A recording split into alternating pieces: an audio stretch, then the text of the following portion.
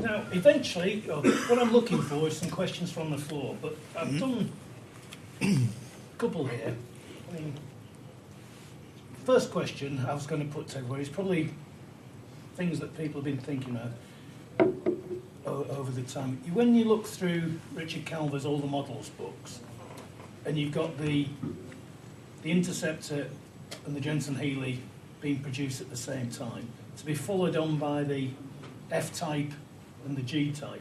Do you think the company was being too ambitious at the time, or was it just a natural progression? I don't know. You got thoughts? Yes, certainly. Yes, as you rightly say, the fuel crisis in, what was 74? Thereabouts, 74. Reminds me very clearly of when the company had to buy what looked like a ship's engine, complete with generator, to keep the welding plant going, the spot welding, of course, which was in the company. As far as the F-type was concerned, that was always going to be a non-starter because the door lengths were about from here to the end of the table. So if it had ever been parked anyway, you'd have never got out of it. Any motor company survives on its products, and you have to refresh products. And if you don't refresh them, they go stale. People had a Mark 1 Interceptor, a Mark 2, a Mark 3, maybe not a Mark 4. So that would be part of my view. The other angle is that the labour relations side, as Harry referred to, wasn't all that happy at all times, was it, Harry? No, indeed, it wasn't. And there was a lot of agitation, unnecessarily, to do with the short working week, but probably driven politically as well. So, having constant offers from other manufacturers, perhaps, to come and work for us and we'll pay you more and this, that, and the other. No, I don't think so. No. I mean, going back to your question about was it too ambitious to try and introduce those cars, I mean, you have to look back at the history of Jensen Motors. The Jensen brothers was a small coach building company, and they did work for other people, subcontract work. They made a few specials for themselves, and that gradually grew until they were almost wholly a subcontracting company. They built cars for other people, ultimately ending up with the Healey 3000, the Volvo, the Austin Gypsy, and all those. And the company was built on subcontract work, and the Jensen car was just a sideline. Until the day came when those contract jobs started to disappear for one reason and another. And there they'd got a big factory producing a hand-built, coach-built car at one end in small quantities, i.e. the CV8, and at the other end wondering what to do with all the facilities which were there for the Austin Healey and the other subcontract work. And so the big battle which you've all read about between the Jensens and Kevin Beattie over what the Interceptor should be, and obviously Kevin Beattie, in my belief, was the man who had the right vision and pushed through the Interceptor to beef up that side of the business. And then, of course, between Cavalli, Healey and Jensen Motors conceiving the Jensen Healey to replace the more mass production end of the factory was all totally logical and doable. The devil is always in the detail. It was in the cost in the Jensen Healey, it was in the external factors, as we say, the fuel crisis, the state of labour relations in the British motor industry at the time. This was still in the days of Red Robbo. It was before Michael Edwards and all that sort of upheaval. And Jensen weren't big enough to fight against that. So they weren't wrong in principle. Jensen were right to go the way they did. But it's just, unfortunately, ultimately, the difficulties that had to be overcome became too much. And between the fuel crisis, the labour relations, the cost of introducing new models. And David's quite right. The people who bought Jensens were people who had a new car every year, and they had a Jensen, and the next year they had a Jensen, the next year they had a Jensen, and after 10 years of the Interceptor, they were saying, well, we've had 10 of these, what are we going to have now? And that was the new model crisis, and the whole lot combined was just more than the company of that size could support. But the principle of what they were doing in the first place was perfectly okay, I think.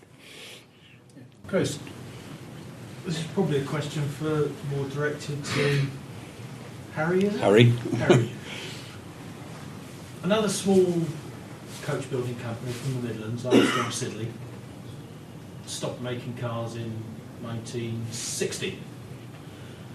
The Star Sapphire was their last model. Oh. At that time, they made £57 profit on a car that in 1960 cost £2,700. So there's not an awful lot of money there to develop a new model. So what I'd be interested in, and again you mentioned small coach building company, what was the profit like on the Not a lot. the Interceptors at the time? Because that profit is all that the company would have to generate the investment absolutely. for that replacement model you're just talking about. Well, there was profit in the big cars. The profit did vary between the market, and obviously Cavalli himself, dealing with the American market, he got them cheap. But the other markets did pay a good price for them. The Healey, on the other hand, you've probably all heard of Colin Chapman of Lotus. Well, he was so sharp, if you touched him, you'd cut yourself. And he did a deal which was very good for him, but not very good for Jensen. And the engine of the Healey was subsequently used by Lotuses after we'd sorted out all the development, and he then sold the engines back to us for the Jensen Healey with no warranty cover. So you can see what sort of a guy he was, and that made Healey's, the Jensen Healey, a very unprofitable car. And the other thing that made it unprofitable was it was manned up, the factory was manned up to produce the 100, the magic 100 per, what was it, per week or month? A month will be 100, yeah. Sorry, no, you're 100 a week, you're right, sorry. Anyway, 25 a day. they achieved that once in the 2 or 3 years, and the rest of the time, sadly, no. And part of that was because when it was first started, the motor industry was booming, and getting staff, as you were saying, was difficult. Good staff were hard to get. And the only people left on the market when the Healey had to be staffed were the people that nobody else in the know in the motor industry wanted to employ. And at the time we had a young personnel manager who was a very decent chap, a little too much on the naive side, and he was just, wrapped around their little fingers, and so it was a very difficult situation, the Labour side. I think it largely came about because the Jensen Healey, had to be rather rushed into production because Jensen had got half a factory doing nothing. A lot of the older personnel had been paid off at the end of the Austin Healey run. They'd got to be made redundant, and so they had to go out and find people quickly to bung in on the Healey line to get it moving. And as Harry says, they were called Longbridge rejects. And we got a lot of people, and it's one of the little anecdotes that I've got marked down that I recall, that many mornings would be taken up with a management meeting where the representative from the Healey side would go in and say, we're 2 blokes on the sick today, therefore we can't do 25 Healeys today, we can only do 20. And the management would say, well, that's ridiculous, 2 blokes short, you could do 24. And they said, no. And the first hour of the day would be taken up with this meeting, thrashing out how many Healeys can be made today. In the meantime, the workforce were sat there waiting for the answer as to how many Healeys they're going to make today. And eventually they'd come out of the meeting and say, right, lads, 23. We've agreed 23. So everybody'd set 2. But at 3 o'clock in the afternoon, they'd made 23 Healeys. Say, right, we've done today's quarter, cup of tea, game of darts, and we'll go home afterwards.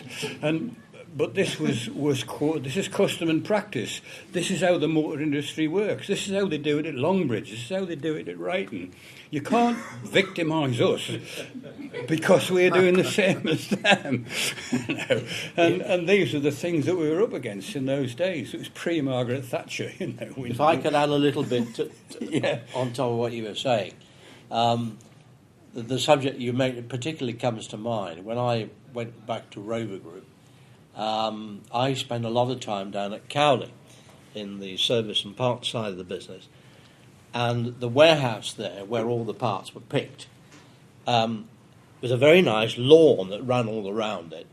And the guys in the warehouse would have picked all the parts that they had to do by about 2 o'clock in the afternoon. And in the summertime, they'd all be out there sunbathing, so it was known as Backside Beach. But if I just put a bit of flesh on the bones about... You see, Shell Cavalli, he was Mr. British Sports Car in California. He was the importer for Jaguar, Triumph, MG, Austin Healey. I think that just about covers it. But the 68, the big Healey finished, largely because of Ralph Nader, wasn't it? Yeah, and also I think BMC got fed up with paying Healey £100 on every car they built and said, we're going to sell the MGC instead. That's it. So Cavalli, of course, in terms of dealer distribution, was the biggest of the lot in the world. And we had little markets like Hong Kong, for example, where you don't buy so many Interceptors in Hong Kong. You might sell half a dozen in a year. So the cost of backing that up out there became totally, per unit, a hell of a lot more expensive than backing up another 200 cars in another market. So it all contributed to that, and plus the fact I think a lot of the equipment in the factory became very old, inaccurate. Well, you can tell that. I mean, I've got one of the work benches at home with a vice on it, and it looks like it's been through the Crimea and back. And then, it's all those sort of things that add up.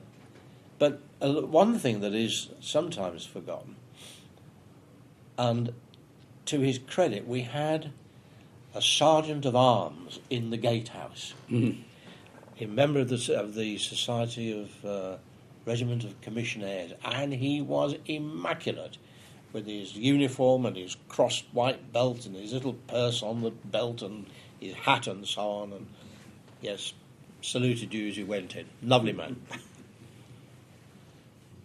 I don't know. I can't even remember his name now. Can you? No, I can't. No. It was a long time ago. He was a lot. Pardon? It's a good image. Yeah. He was a lovely chap. He was about 6'6", obviously ex-guards, that sort of thing. Great character. The other sort of the place was full of characters. A chappie who's been here today, I know, Jimmy Swan.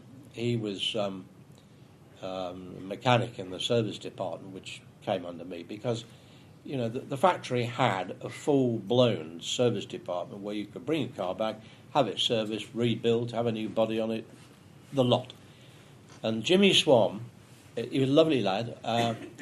He, in the old service department, because I was instrumental in having the new one built, Jimmy was under a car one day, I think it was a CV8, putting up a new exhaust system. And Tom Colleen, who I mentioned earlier on, was a very a very nice chap. Always got his Thornproof suit on and his brogues and so on. But as I said, Tom was a designer, really. He wasn't a people-facing person, as you've got to be in the service industry. I was walking around the workshop with Tom, and there were these 2 feet poking out from underneath this CV8. So Tom kicked this lad's feet, and he says, "Jimmy, come out of there, I want to talk to you." So Jimmy grunted, he says, "I can't." So Tom Killeen kicked his foot again. He says, "I can't come out, I'm fitting this exhaust system." I said, "I can't, Johnny, it's far too heavy." Eventually he got out, and he planted a punch right in the middle of Tom Killeen's nose and his glasses, smashed them, and so of course he was, if you like, put on a charge. And I went to see the managing director at the time, who was a lovely man, Colonel Brian Owen, and because Jimmy was about to be fired, and I said, "Look, there's 2 sides to this story. This lad was provoked." So I managed to get Jimmy a month's suspension, and then we've been the greatest friends ever since. Just going back to the Healey profitability thing, Cavalli was a very, very, very sharp businessman, few better, but one of the few was better was Colin Chapman. And I think Colin Chapman put the deal over by offering him 2 prices. Said, "That's the price for the engine. If Lotus carry the warranty, you can have it for that. If Jensen carry the warranty." And I think the problem with the Healey was it was priced before it was put into production. They said, "We need a sports car that sells for less than £2,000, and it's got to be less than £2,000. And I think, was this probably right, Harry? The pressure was on getting the Healey price under that £2,000. Yes, I think. And I think Cavalli saw that opportunity. I can save on the engine, and yeah, it'll be all right, you know. But it wasn't all right. One thing does come to mind. He'd left the door open for Lotus to send us rubbish at the price. and when you're selling a car for under £2,000, you cannot afford to be replacing a £250 engine in it when the customer comes back. If I remember correctly, just following on again, the Jensen Healey was the first car that Jensen actually costed the parts that went into it ever. So they didn't actually fully know what the previous models had cost. Yeah. I was talking to a gentleman, whether he's still here now, I don't know, but talking about Colin Chapman's engine. One of the fundamental problems, and that caused us endless trouble, was that the inlet camshaft wheel has a very shallow wrap of the timing belt. And in very cold weather, the camshaft housings, which are aluminium, can take a set in extremely cold weather. If that happens, the housing grips the camshaft, and on start-up, the timing belt will skip the inlet wheel, and disaster follows. Yeah, the pistons and the valves occupy Pistons and the valves big company. So anybody's got a Healey, new timing belt every year, well worth it for a few quid. And also, eventually, Lotus did modify the coating in the camshaft bearing after our prompting. When they wanted to use the engine themselves, they did that. So, in fact, the late Jensen Healey engines are good, and subsequent, rebuilds are okay. So if you're buying a Jensen Healey, it's probably got a good engine in it now, but originally it didn't. And a lot of them got part with. When we had a shortage of components coming in, cars would be put outside in the car park, left there, 95% finished until that particular component came in, and then they'd go out and fire them up to bring them in to finish the car off. And of course, if it was a winter morning, then of course a lot of those cam belts went while they were still in the company car park before the car was even finished. So were Lotus able to supply that many engines for the volume that you needed to produce? That was why the Lotus engine was picked. really, because, I mean, you read it in the books, that Jensen had a lot of trouble settling on an engine for the Healey. They tried the Rover V8, they tried a BMW, and in each case, BMW said they couldn't supply enough engines. The Rover V8 was a 3.5, lovely engine, reliable and all that, but they were we don't want a 3.5 litre sports car. This is a 2 litre sports car. And ultimately, it was just chance that Chapman happened to mention he was busy developing this 2 litre engine. They said, well, lend us one, we'll put it in. They said, oh, that's brilliant. And the conception of the engine is absolutely wonderful. I mean, it's 2 litre, naturally aspirated, 8-to-1 compression, 145 horsepower, 145 horsepower. 4-valve head for its day. A Vauxhall engine. Well, that's what it was developed from. And an existing iron block from Vauxhall. Yeah. That was the nub of it. That's where it started from. But in the end, the performance of that engine is absolutely brilliant for its day. But it fell foul of the commercial machinations between Cavalli and Chapman. And I mean, that was our weekly job, was to get in the car, go to Hethel, sit down with Tony Rudd, Mike Kimberley, and say, what are you going to do about this engine?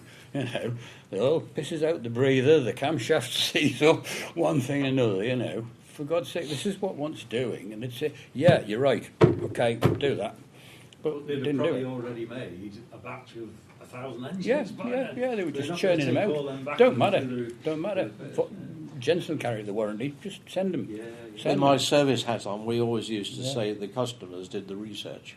Yeah, Yeah. and development. Yeah, That's right. on the In Healey the days certainly. when vehicles were only, they had like a 3-month warranty or something, was it?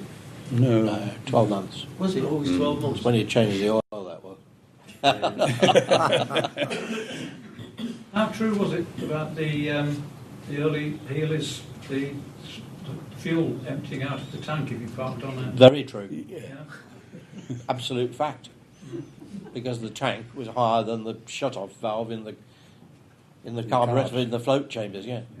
So it could siphon through. How many replacement engines did you have to do because of that? Well, you could end up with a petrol-filled engine, that's for sure. Yeah, the hydraulic. Yeah, it was a problem, and it was cured by a little automatic valve. I mean, the other problem we had with the petrol tank was the breather, which originally the breather just poked out the bottom. And I mean, you'll remember Healey's coming in with flat petrol tanks. Yeah. Went to fill the tank, and it'd only take half a gallon, and the tank was flat. The vacuum release was blocked. Because the breather had just got mud on, which had dried and gone hard and plugged up the breather, and the pump was just sucking the tank flat. But all good fun. Easily cured, you know, the breather was just rerouted. But these things, you learn these things by experience. Have you got any stories where you've met famous people who have come to purchase any of the vehicles? Yeah, Harold Robbins. Yeah, he's the one with the story attached. Harold Robbins. He came and bought one, and he was going to take it back down the south of France, and said he would want it serviced. I said, okay, we'll send somebody down. So John Page, I don't know, he's still about today, went down with his box of tools and bits. Harold Robbins put him up in his own villa, complete with everything he wanted.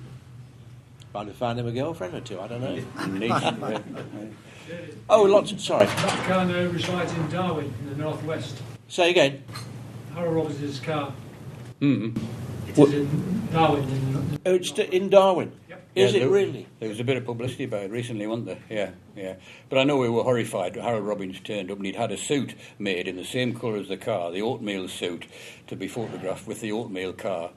And then he announced to Tony Marshall and Dick Graves that he was going to get in it and drive it to Nice. You know, we all it's a very early convertible, and so David was consulted. What the hell are we going to do? And he said, "Well, just send Pagey out, you know." And of course, it sold a lot of cars because Harold Robbins went to Frank Sinatra and everybody else he knew and said, "What a fantastic company! I bought this car, and they sent a bloke out with me to service it when I got to bloody D. How can you do better than that?" Yeah. So Sinatra immediately ordered one, and various other people ordered cars. What a brilliant company! How many of you here are familiar with the Topic car? Yeah, somebody over there knows about it. Yeah. Chris would be. Yeah, we have. It's in my driveway. That very one. Good Lord. There was a photograph of everybody who was involved in making that car. Some of you may or may not have seen it. But the guy who commissioned it ran and owned magazines in Nottinghamshire. How was his name? Johnson. John Ball. That's right, John Ball. And he had this car painted to his own particular scheme. And we used then, it was Cars paints. And Cars paints were very thick and hadn't got much plasticity in them. And the number of times this car came back and it was crazed because of the thickness of paint that had gone on and its lack of plasticity. You couldn't count on two hands, but that did us a lot of good, that particular car, because it was in the publishing world. What else can we talk about? Who else do we know? Oh, well, I mean, Cliff Richard had them. Henry Cooper came to the factory. Dick Graves and I and many other directors had lunch with him. And we were talking about, I think it was Dick who said, do you insure your hands? Mm-hmm. And he said, yes. He said, each hand is insured for £100,000. This is Henry Cooper. Lots and lots of celebrities. The first guy was, of course, Clark Gable. Yes, in right. 1935. That's the year I was born. Yes. And he had one of the first Jensens that were made. You're so right, Harry. As a Jensen. The Jensen brothers eventually started Jensen Motors Limited in about 1934.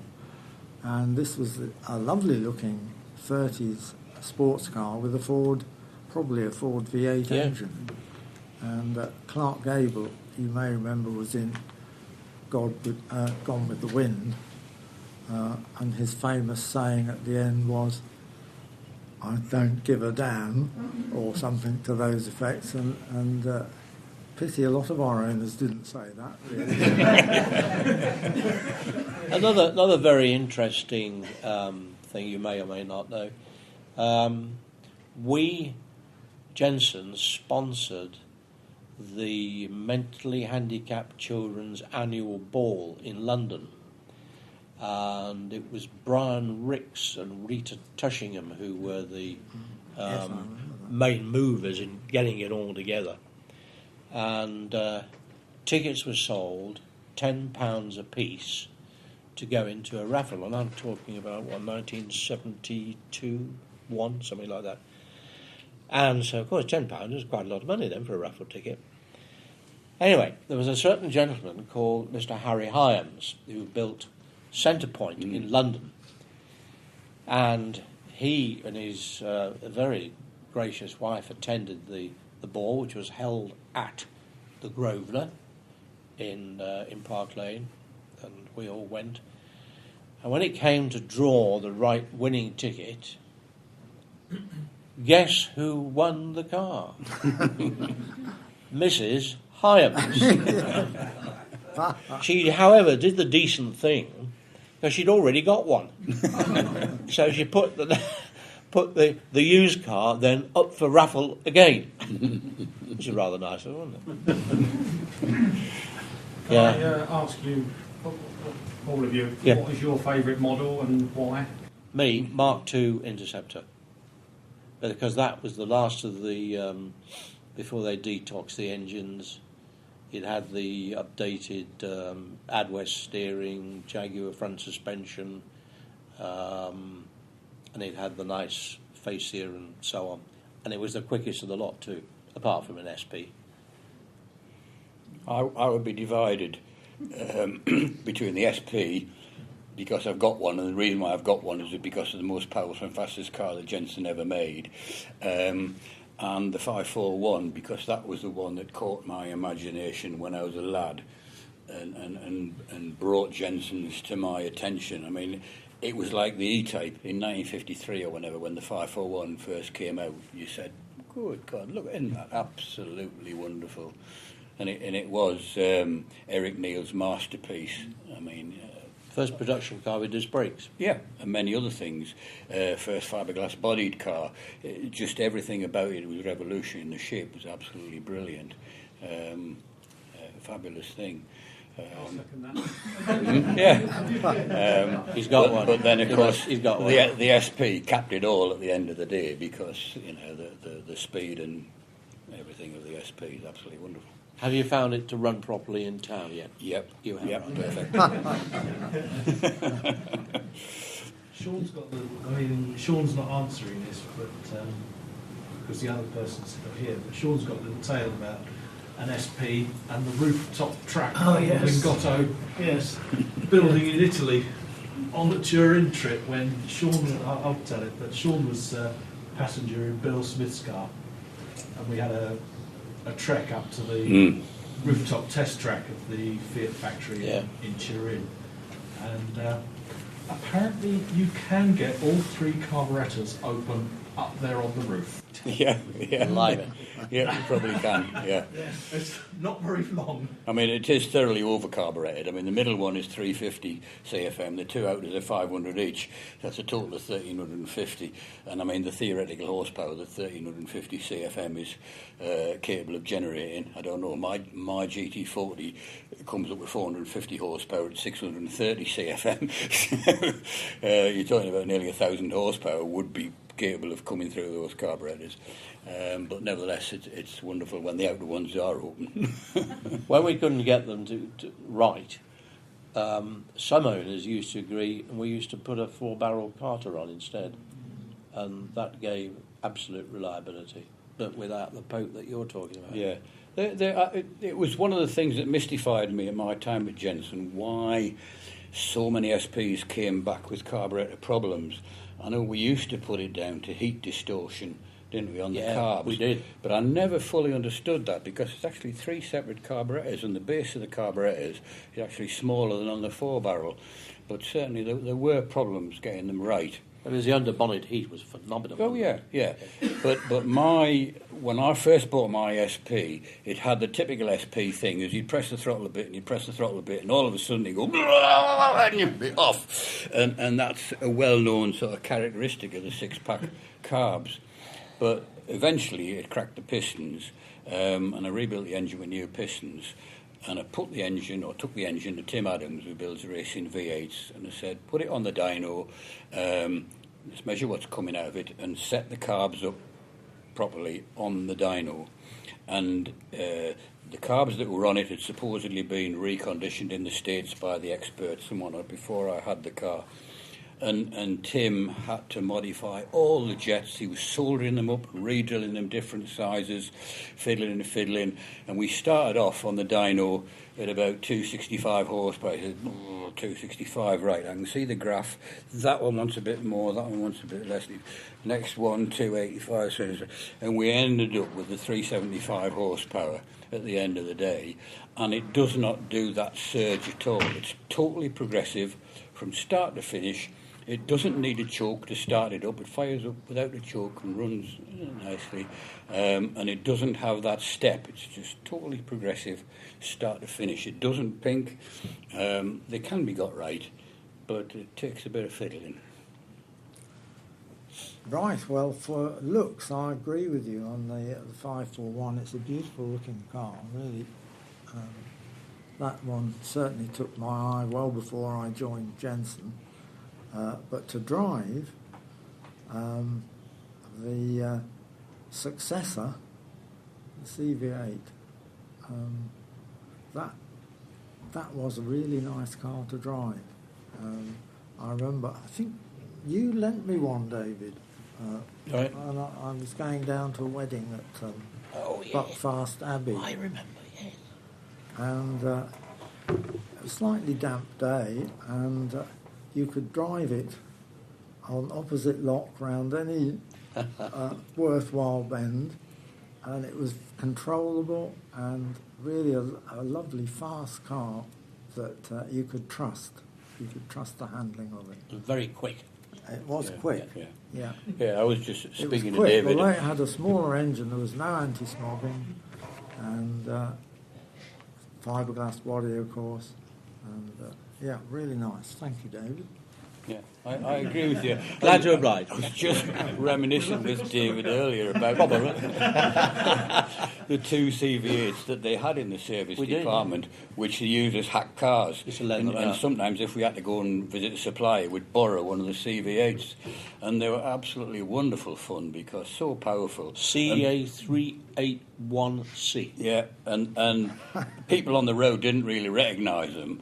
And the CV8 was one of those cars, you either love it or you hate it, really, from the styling point of view. I loved them, but people didn't really recognise them. They didn't look like much, particularly from behind. And you'd be on the motorway, just batting along at 85 or something, you get some modern BM or Jag come up behind, flash the lights, and I'd used to go over in the middle and say, right, go on then. And, absolutely enormous fun they were. The main problem was the driving position was a bit prehistoric, like a Jag, but fabulous cars to have a bit of fun with. They were. Can I just tell a little story about one of those CVAs? Because very briefly, I worked with Harry for part of the time that he was there, and I can't remember how it came about. There was we had to go somewhere. It was down Hales Owen direction. There was a dealer down there. George Newbury. Yeah. It was a car we had to pick up anyway, and we managed to get hold of one of the CVAs to drive down, and Harry was driving the other car back, so I got to drive the CV8 back. But before we set out, Harry had to maybe go and pick up some paperwork or something, so he said, well, you get the car out and bring it to the gate, and I'll join you there. So I had to back this car out of its parking space, and it was quite close to a wall behind it. And the auto box was, I'm not quite sure what the problem with it was, but it didn't pick up immediately the gear. And I was feathering the accelerator on this thing, knowing how much power there was in the bottom.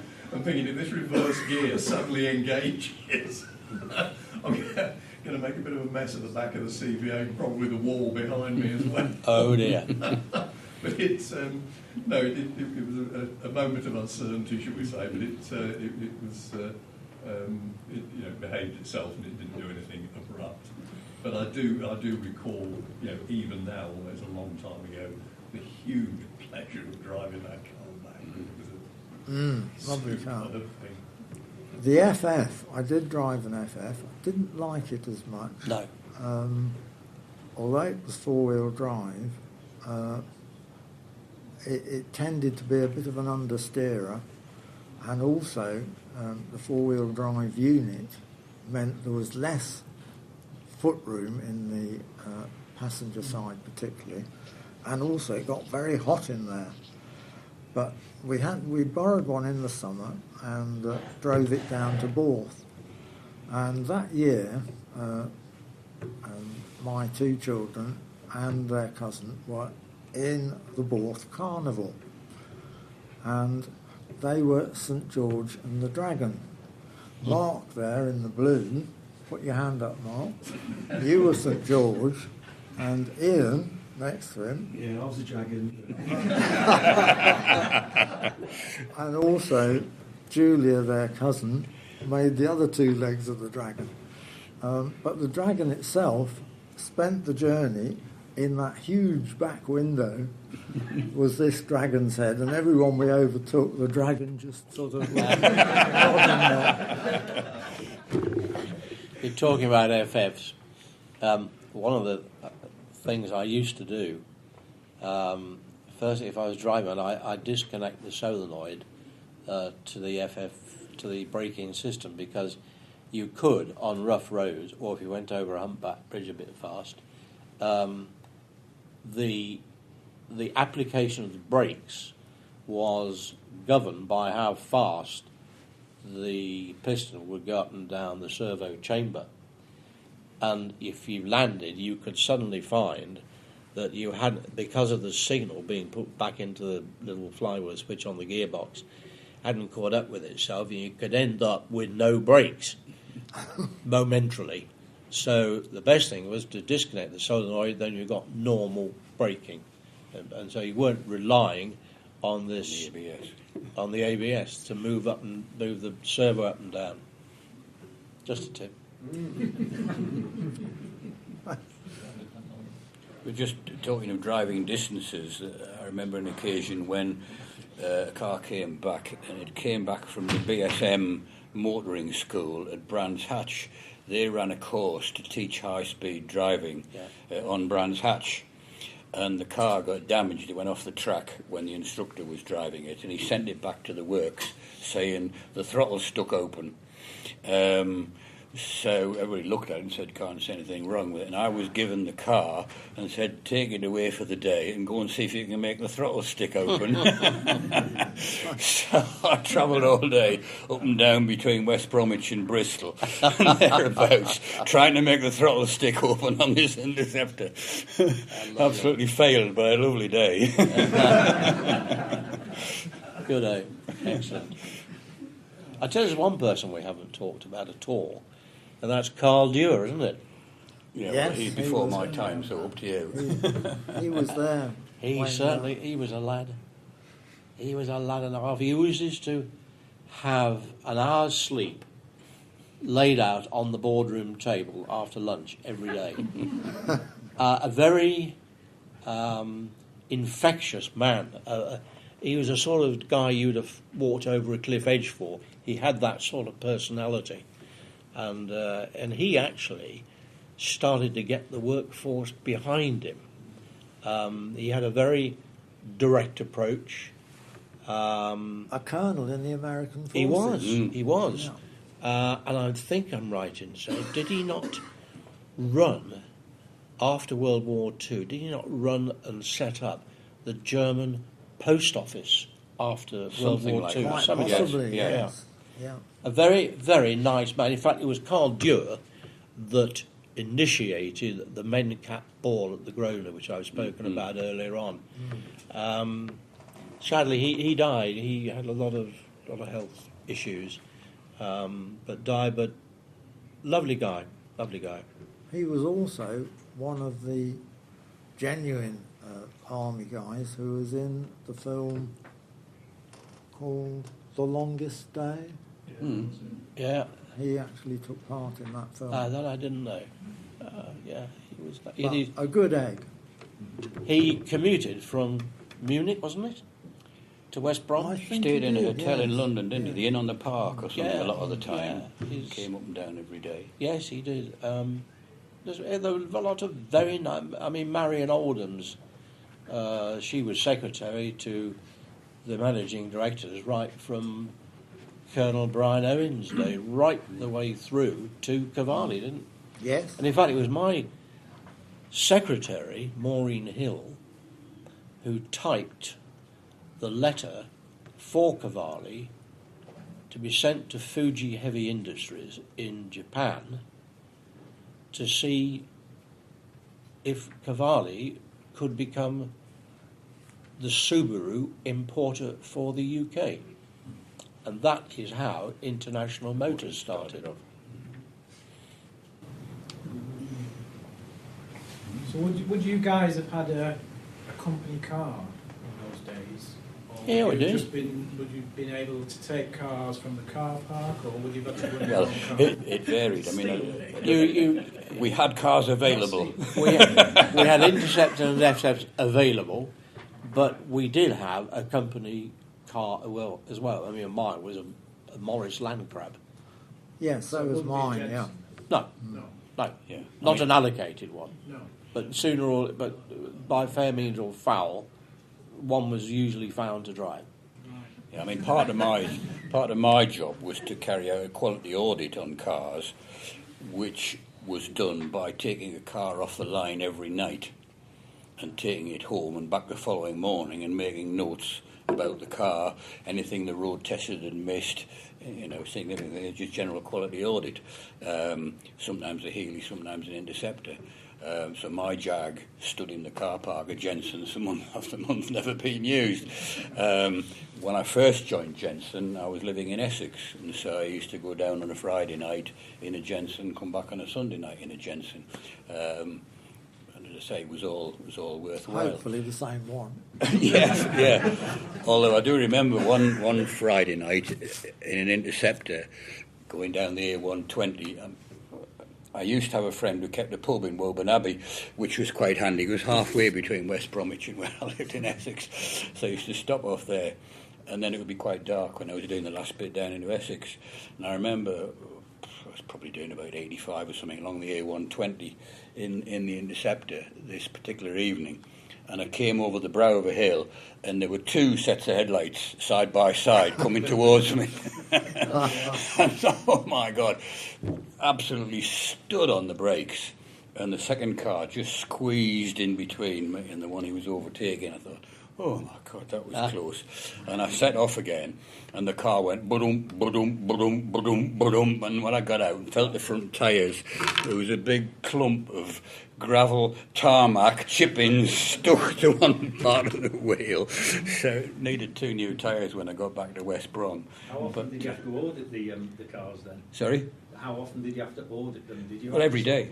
Every day. So every car. And it wasn't just me. The quality engineers that worked for me took one as well. Yeah. Andrew B, my boss, took one. So the whole of the quality department took a car every day. So when they were handed over to the owner, presumably you'd be auditing them or checking them without the speedometer connected? Well, yeah. The Interceptors had a slave speedo fitted until they were finished, because they did quite a high mileage on test. They did test after test after test until they were right.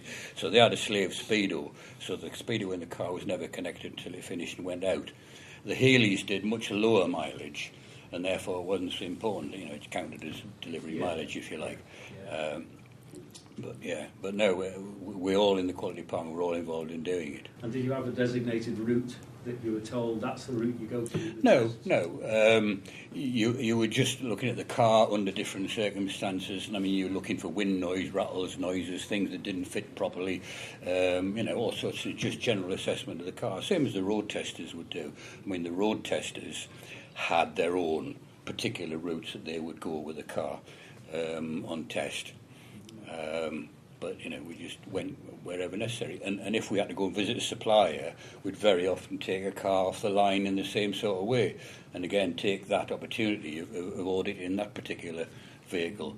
So if you've got the build book, I mean, this really applies to the Interceptors, if you've got the build book that went through the works with the car, you'll find signatures on each page from the individual inspectors, but occasionally you'll find Andrew B's signature or my signature or something, signing off particular things about that car in the book. Talk about driving experiences. I was driving back in a bright yellow Interceptor from Hamburg down to Zeebrugge to get the ferry back to the UK. And I'm hammering along the Autobahn at a fair speed. This German police BMW comes up, all the lights flashing, pulls in front. I thought, oh my God, what have I done? So he spoke good English. And he said, you haven't done anything. We've never seen one of these before. So we stopped on the side and showed him and all the rest of it. I said, I must get on because I've got to catch a ferry. He said, which route are you going to? I said, down to Zeebrugge. He said, I'm not quite sure which branch of the motor, because we've come up to a big... He said, leave it with me. He said, you just tuck in behind. And we shot off down the Autobahn at 100 mile an hour plus. And when he got to the side, he just winked to the right way. Absolutely superb. I remember what I later realised was my driving test at Jensen's. When I first started, within the first couple of days, Andrew B said to me, right, we've got to go down to Lotus at Hethel and play hell with them again. So we'll go off together. And he went and got an Interceptor, and we set off. And he was just taking no prisoners at all with this Interceptor. And we went to Lotus. And when we came out, he gave me the keys and said, right, you drive it back. So I thought, all right, yeah, I know what to do here. So we came back fairly equally smartly. And I say it was a long time afterwards I thought, that was my driving test, checking me out to make sure I was fit to be let loose with these things.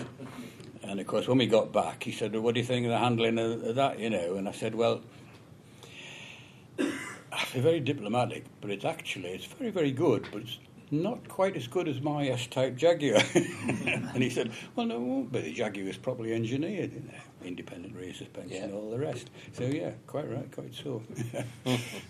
Could I just ask about the logic from the Interceptor going into the Ferguson formula, the FF? Was that for the Austrian market? The skis? I remember I was intrigued about the braking issue because at the time the test report in Autocar or whatever did highlight the braking locking on and off. Yeah. But also I seem to remember they tested it on ski slopes in Austria. There is a picture of it going up some ski slope, and Ulrich Woodham's. It's on one of his Christmas cards. That picture. Yeah, it's that report which highlighted the braking. Yeah. What was Jensen's motive for going for the Ferguson formula? Because BMW did the same later with the X, not the 5X, but the 525 and the 325. Both had the same Ferguson formula, multi-link chain drive. Yes. But they did it for the Austrian ski market. I wondered if Jensen did it for the European market. No, I mean, my take of it was that Jensen needed another model, and probably the cheapest way forwards was to, extend the length of the Interceptor. That, I think, must have been some of the logic there. Plus the fact Jensen were very great innovators for being firsts with, like, fiberglass, disc brakes. We all hear of, Jaguar's lovely victories at Le Mans with disc brakes, but Jensen were fitting them to the original 541, well before the 541R. I think it was just progress. Yeah, it was. I think it was just pursuit of engineering excellence. Yeah. It was that type of company. And you say they were innovators, and they said, well, four-wheel drive and ABS, that's the way to go. That would be a wonderful car. And sure enough, European Car of the Year and all the rest, fantastic, but too far ahead of its time. And also a very, very expensive car. Obviously, later on, Audi found a way of doing it more economically and picked up and have reaped the benefits. But no, I think it was just sheerly the pursuit of excellence, really. Yeah, I don't think it was targeting exports, because initially Jensen wouldn't sell an FF to an overseas market, would they? We sold, there were 3 cars that were sold to other manufacturers. Yes. One was sold to General Motors, one to Porsche. Who was the other one? Who was the other one, Harry? Kaiser. To where? Chrysler, yeah, that's it. Kaiser. So I've seen an Kaiser, yes. I've seen an Interceptor factory farm, which is about that thick compared to the norm, which is about that thick. Yes. And most of it is correspondence between the factory, well, probably the sales department. Probably me. And, possibly, Yeah. and some lady in Australia who desperately wanted an FF. Oh. And you wouldn't sell it. You wouldn't sell her one. Well, the service support would be impossible. There was no service backup. You did convince her to buy an Interceptor eventually, hence it was in this file, but you wouldn't sell how her an interesting. FF. Well, the FF actually, it suffered from bad vibration problems. And if you think about it, part of the drive to the front transmission was a solid steel piece of iron coupled up to the conventional prop shaft tube with UJs and so on, all the rest of it. And though it was always my view, I don't know whether you'd agree, my view that the harmonic resonance of those two items were never ever going to match. And we used to play around with changing this and changing the other. Ad infinitum. I don't think, I don't know, there are obviously FF owners in the room. What's your findings. Anybody wish? I never had a problem with vibration on the car. You haven't? My own car. Right. But, yeah, we sort of drove 2,500 miles around Europe in a couple of weeks. Yeah. No problems at all with it. No. Yeah, I certainly heard of other FF owners complaining about vibrations. Yeah. Oh well. One of those things. Right. So. Right. Well, we've just gone over the hour. So I think that's been absolutely fascinating with an insight into what happened, what didn't happen, and what was right and what was wrong. And I'd just like everybody to put their hands together and thank our three former Jensen.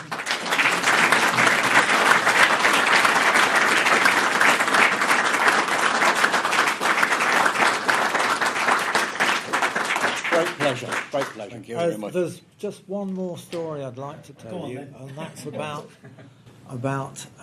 the engineering department.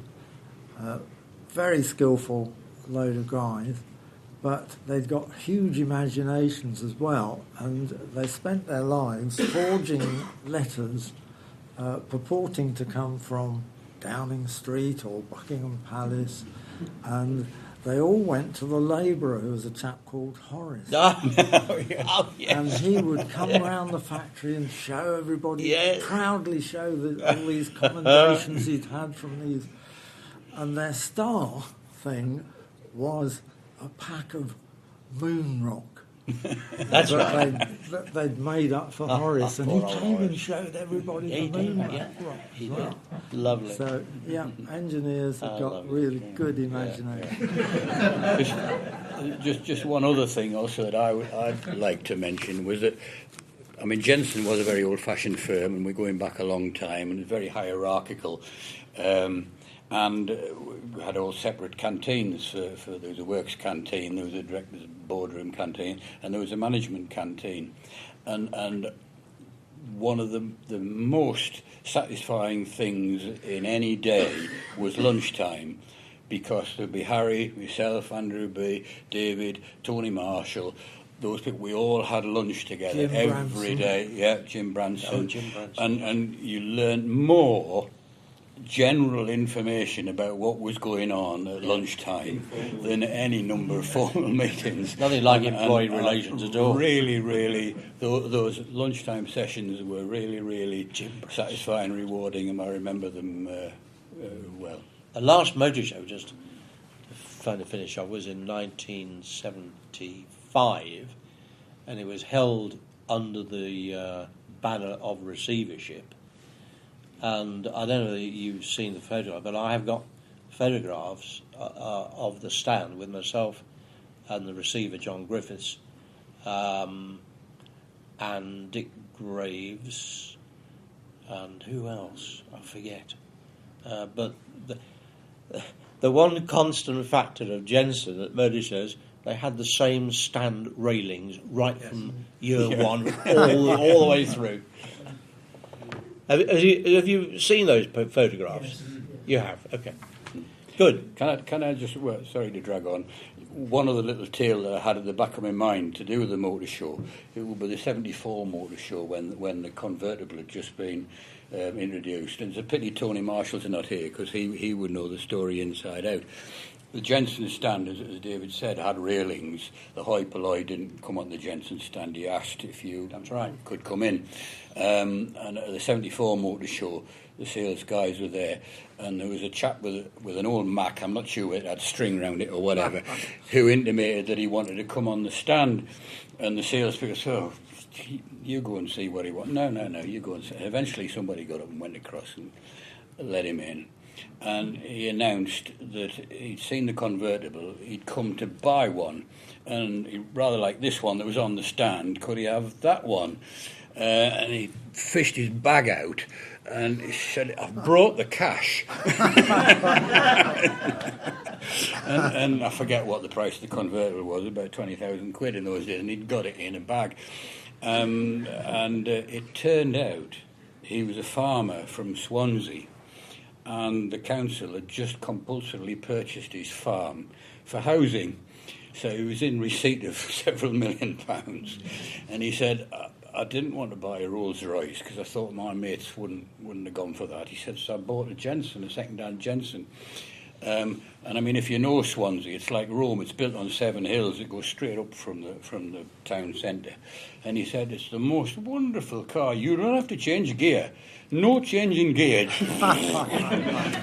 So I thought I'd have a new one. So I've come, and they said, well, no, you come up to the works next week and we'll fix you up. And sure enough, we did. On motor show stories, and then I'll shut up. Our stand was almost in a corner of one of the halls, and next to it we had a separate office where we would entertain VIPs and customers and so on. So the daily diet really was smoked salmon sandwiches and gin and tonics. We had a dealer who came on the stand from South Wales, Don Gooding, who brought with him something like 30 of his mates. They'd all, I should think, had been drinking all day before they arrived. And every one of them had bought a round of pints before they got to the motor show. So each one of them had drunk 30-odd pints of bitter. And Don Gooding came on the stand. I'll never forget, if you put a match to his face and it would have struck. It was incredible. And his business was relining furnaces in the Rhondda Valley, and they called his company Gun Cast. That's right. I'm drifting off. However, there we are. Good to see you all.